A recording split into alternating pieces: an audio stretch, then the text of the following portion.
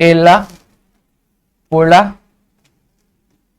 ये भाई स्क्वायर वाला शेप ही नहीं है यहाँ पे। तो 50 रुपए का मिलता है, कितने रुपए का? 50 रुपए। क्या मेरी हैसियत है मैं 50 रुपए दे सकता हूँ? हाय हाय भाई 50 रुपए तो दे सकता हूँ, ठीक है, ये मेरी एबिलिटी हो गई। अब क्या मैं इसके लिए पे करना चाहता हूँ? नहीं, मैं पे नहीं करना। हेलो दोस्तों, कैसे हो आप लोग? तो दोस्तों मैं आप सभी का स्वागत करता हूँ आपके अपने प्रदीप गिरी कॉमर्स अकेडमी पे। अब यहाँ पे अगर मैं बात करूँ तो हमने जो फर्स्ट चैप्टर और जो सेकंड चैप्टर है वो क्या हमने बहुत अच्छे तरीके से कवर कर लिया है। अब आज हम क्या शुरू करने वाले हैं? आज हम थर्ड चैप्टर से क्या शुरू करने वाले हैं? जो थर्ड चैप्टर है बेसिकली ये आपका क्या है? डिमांड एनालिसिस है। क्या है? Demand analysis. अब डिमांड एनालिसिस में हम पढ़ने क्या वाले? बेसिकली हम ये पढ़ने वाले कि किस तरह से कंज्यूमर का जो बिहेवियर चेंज होता है जब किसी भी कमोडिटी का प्राइस बढ़ता है या फिर कम होता है, वो हम एक एक करके क्या चीजें समझेंगे।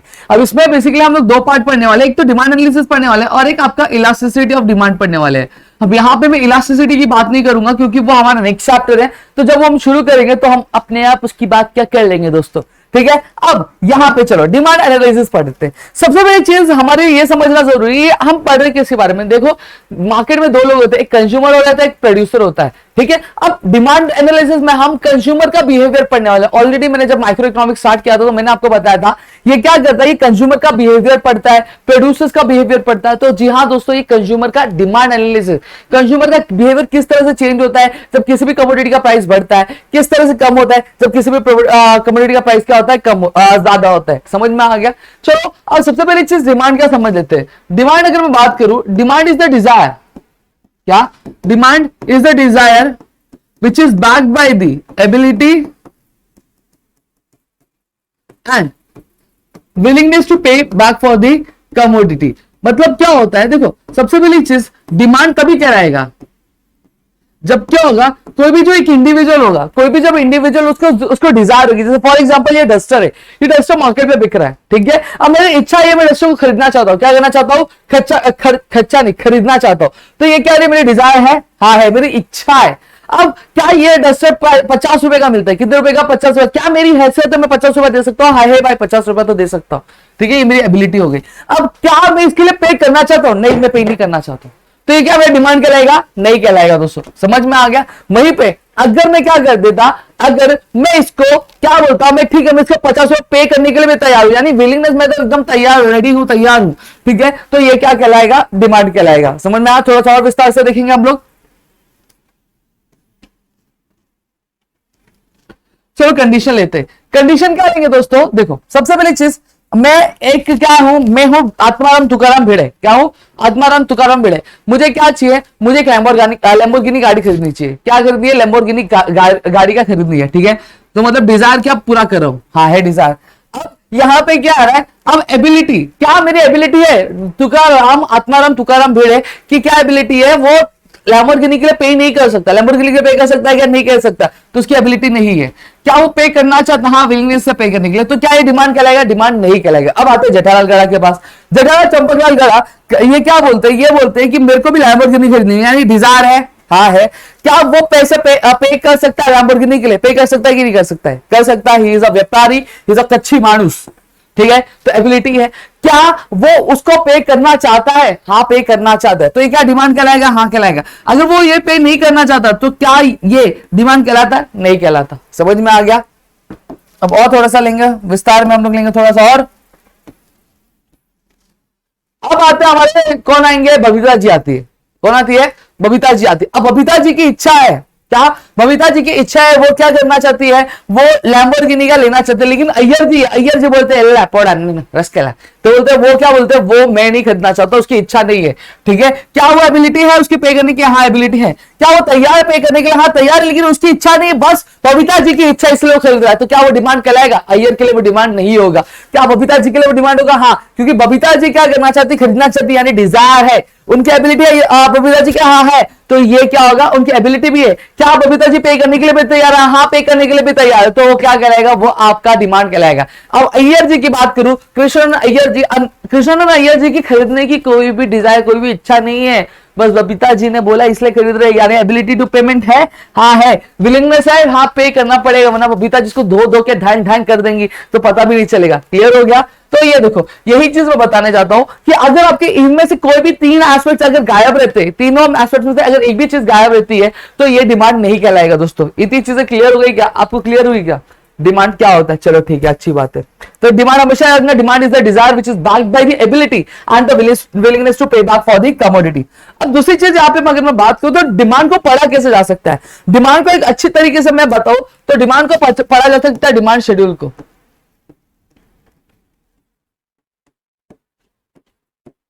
डिमांड शेड्यूल से क्या उसका, अच्छा अब आप पूछोगे कि डिमांड शेड्यूल होता क्या है। डिमांड शेड्यूल कुछ नहीं होता है दोस्तों, बेसिकली एक टैबुलर रिप्रेजेंटेशन होता है। मैं यहाँ पे एक आपको टेबल बना के दिखा दूंगा। ये भाई स्क्वायर वाला शेप ही नहीं है यहाँ पे, तो ये है देखो डिमांड के एक टैबुलर रिप्रेजेंटेशन होगा, ठीक है, जो हमें क्या बताएगा, जो हमें रिलेशन बताएगा। मैं बना लू एक बार पहले से।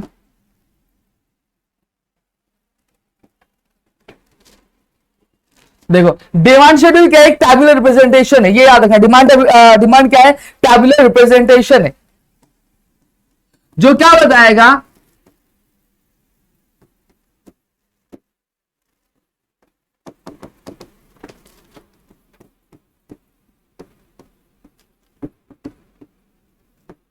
हाँ ये क्या बोल रहा है, demand schedule is a tabular representation which shows the relationship between, कौन है रिलेशनशिप किसके बारे में दिखा, price of commodity and the demand for the commodity, ठीक है, जो क्या बताता है आपके रिलेशनशिप बताएगा किसके बारे में, कमोडिटी के प्राइस, और उसके प्राइस, जब प्राइस चेंज होता है तो कंज्यूमर की डिमांड क्या होती है उसके बारे में बताता है। उसी चीज को हम लोग क्या बोलेंगे, डिमांड शेड्यूल बोलेंगे। क्लियर हो गया, डिमांड शेड्यूल क्या है, demand schedule is a tabular representation which shows the relationship between the price of the commodity and the demand for the commodity. बस इतनी चीजें याद रखो, और कुछ याद करके रखना नहीं है। अब डिमांड शेड्यूल को हम दो तरीके से पढ़ सकते हैं। देखो डिमांड शेड्यूल की अगर मैं बात करूं तो डिमांड शेड्यूल दो लेवल पे क्या किया गया, डिवाइड किया गया। कितने लेवल पे,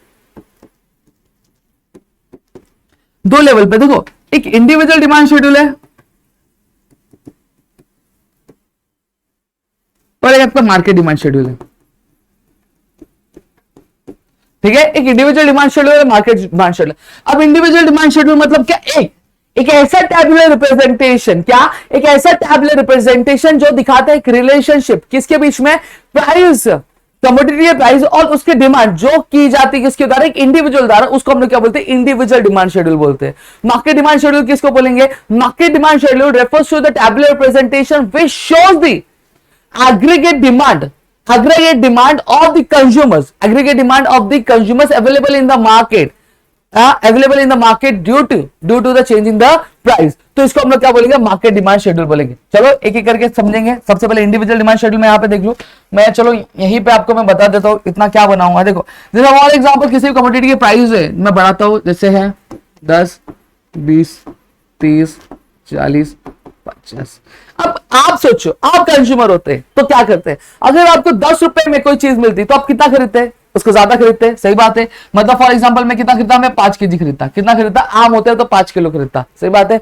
वही 20 रुपया ज्यादा तो तभी भी 5 किलो खरीदते नहीं, तो क्या करते हैं आप, कितना खरीदते हैं, 4 किलो खरीदने लगते हैं, ठीक है। वही 30 रुपए का हो जाता तो आप क्या खरीदते हैं, वो आप 3 किलो खरीदते हैं। वही 40 रुपया हो जाता तो 4 किलो, 50 रुपए हो जाता तो 1 किलो। सही बात है कि नहीं बात है, मतलब क्या देख रहे हैं, जैसे जैसे प्राइस क्या हो रहा है, बढ़ रहा है, जैसे जैसे प्राइस क्या हो रहा है, बढ़ रहा है, उसके लिए जो डिमांड है वो क्या हो रही है, कम होती जा रही है। देखो 10 रुपया था तो 5 खरीदे थे, 20 रुपया था तो 4 खरीदा, 30 था तो 3 खरीदा, 40 था तो 4 खरीदा, 50 तो था 1 खरीदा। तो देखो एक इंडिविजुअल की डिमांड किस तरह से चेंज हो रही है। जब कांदा 200 रुपए किलो मिला तो इंसान कितना खरीदा था, 5 किलो खरीद रहा था।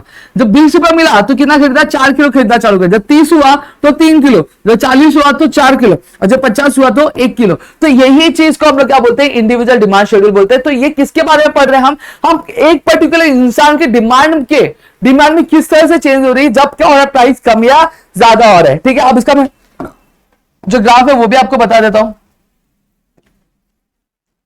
अब यहां पे चलो ग्राफ में बता देता हूं आपको ग्राफ क्या है।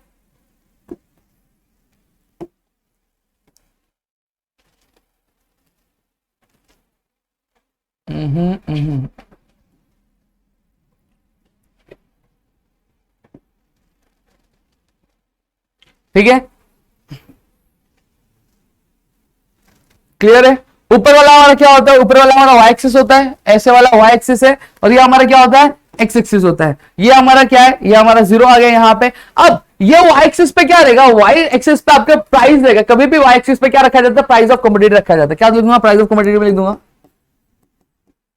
और आपकी जानकारी के लिए मैं बता देना चाहता हूं, हम क्या करते हैं कि कमोडिटी को हम रिप्रेजेंट कैसे करते हैं, वेरिएबल एक्स से रिप्रेजेंट करते हैं। किससे? वेरिएबल एक्स से रिप्रेजेंट करते हैं। वही आपका एक्स एक्सिस पे हम लोग क्या रखेंगे, एक्स एक्सिस पे हमेशा जो कमोडिटी जो डिमांड होती है वो हम लोग क्या रखते हैं, जैसे कितनी है हमारी 1 2 3 4 5, ठीक है। यहां पे मैं लेता हूं 10 20 30 40 50, बराबर। अब यहां पे हम लोग क्या स्लोप देखेंगे। अब यहां पे मैं बात करूं तो देखो, जब 10 रुपए था तो मैंने कितना डिमांड किया था, मैंने 5 किलो डिमांड किया था। कितना डिमांड किया था?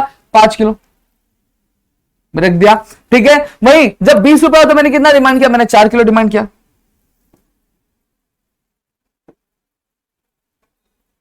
बराबर। अब वहीं पे जब क्या हो गया, जब 30 रुपए हो गया तो मैंने कितना डिमांड किया, मैंने 3 किलो डिमांड किया, बराबर। अब वहीं पे अगर मैं बात करूं आपका क्या हो गया, सॉरी मैं यहां पे थोड़ा सा गलत कर रहा हूं, 2 मिनट। मैंने एक्चुअली चीजें थोड़ी सी उल्टी पुल्टी लिख दी। ये आपका कैसे आएगा मैं आपको बता देता हूं।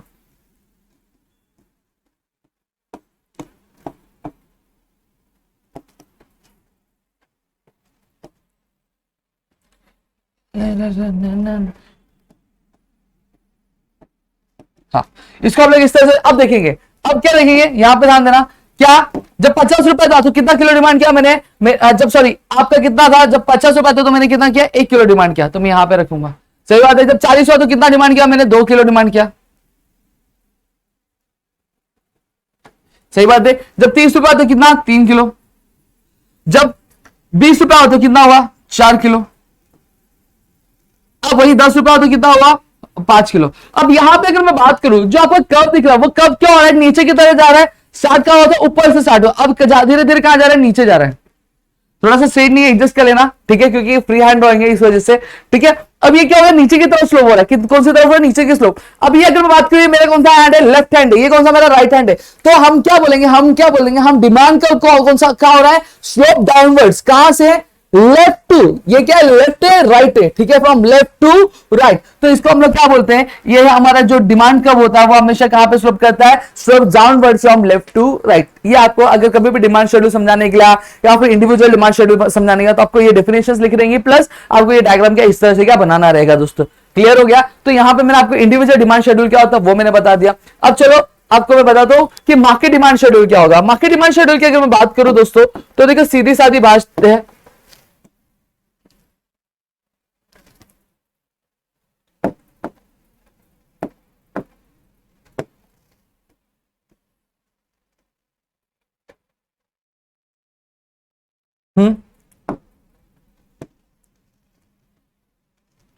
एला पोला एला,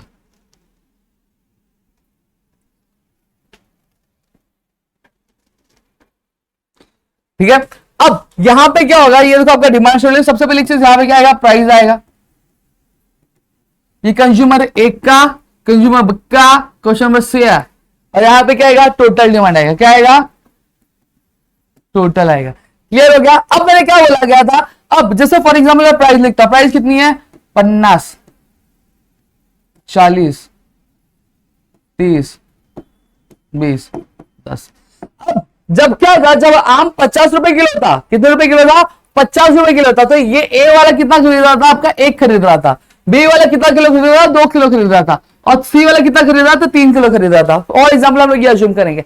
अब डिमांड शेड्यूल क्या होता है, मार्केट डिमांड शेड्यूल क्या होता है, market demand schedule is the sum of the representation, क्या, sum of the representation of the demand of a community, demand of the commodity by the consumer in the market. मतलब जितने भी लोग market में present रहते हैं, उनके एक पर्टिकुलर प्राइस पे कितनी डिमांड होती है हर एक कंज्यूमर की, उसका जो एग्रीगेट या फिर उसका जो सम होता है उसको हम क्या बोलते हैं, मार्केट डिमांड बोलते हैं। जैसे यहां पे मैं बात करूं 1 + 2 + 3 कितना होता है, 2 3 3 6 हो गया। तो इसकी मतलब डिमांड कितनी है आपकी, 6।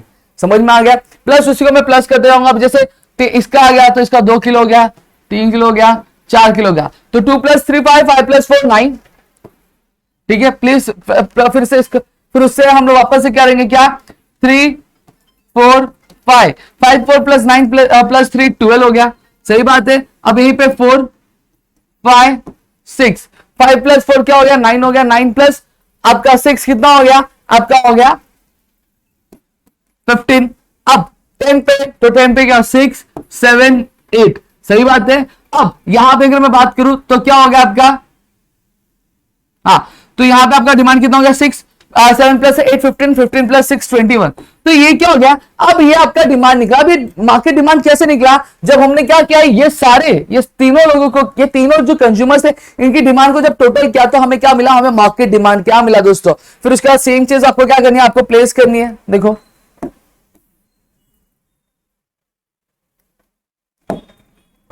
अब ये मैं चीज क्यों पता है कि अगर मैं एग्जाम पॉइंट ऑफ व्यू से अगर मैं बात करूं तो आपको क्या आता है, आपको एक्टिविटी बेस्ड क्वेश्चन में ही आपको इस तरह के क्वेश्चंस क्या देखने मिल जाते हैं, जहां पर आपको एक वो दे दिया जाएगा, क्या बोलते हैं, आपको एक शेड्यूल दे दिया जाएगा and you will be asked to make the graph, या फिर आपको उसका जो एग्रीगेट है वो आपको बनाना या फिर उसको एक्सप्लेन करना होगा। समझ में आ गया। अब यहां पे सेम चीज मैं यहां पे करूंगा, क्या है, यहां पे आपका वाई एक्सिस है, यहां पे आपका एक्स एक्सिस है। क्लियर हो गया। सेम चीज अब मेरी प्राइस कितनी, प्राइस ऑफ कमोडिटी में डालूंगा 10 20 30 40 50 डाल दिया। अब मार्केट डिमांड क्या मेरी, उस हिसाब से डालूंगा। ठीक है, अब चलो मैं ले लेता हूं, कितने कितने का लूंगा, मतलब 3 6 15 ना, तो मैं यहां पे आपका ले लेता हूं कुछ 3 3 का, 3 6 9 12 15, फिर आपका 18, फिर उसके बाद 21। मैंने क्या इस तरह से ले लिया। अब सेम चीज में प्लेस करूंगा।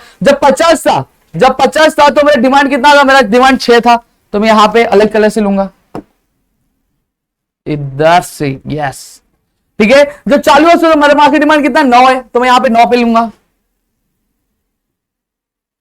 ठीक है। जब 30 हुआ तो मेरा डिमांड कितना 12 है, मार्केट डिमांड कितना मेरा 12 है। समझ गया। जब क्या हो गया 15, जब 20 हुआ तो कितना डिमांड है मेरा, मार्केट डिमांड 15 आया। सही बात है। ये थोड़ा सा मेरा ड्राइंग है ना, वो थोड़ा सा गड़बड़ हो गई है, तो थोड़ा सा एडजस्ट कर लेना। ठीक है। फिर उसके बाद क्या हो गया, तो जब 10 आया तो मेरा टोटल डिमांड कितना आया, मेरा 21 आया। अब यहां पे देखो जो कर्व है, जो डिमांड कर्व है वो क्या हो रहा है, स्लोप डाउनवर्ड। कहां पे, फ्रॉम लेफ्ट टू राइट। तो ये आपका क्या मार्केट डिमांड होता है, तो इस तरह से आपका क्या ग्राफ क्या प्रिपेयर आप क्या कर सकते हो। ठीक है। सेम चीज यहां पे मैंने क्या लिखा, प्राइस ऑफ कमोडिटी।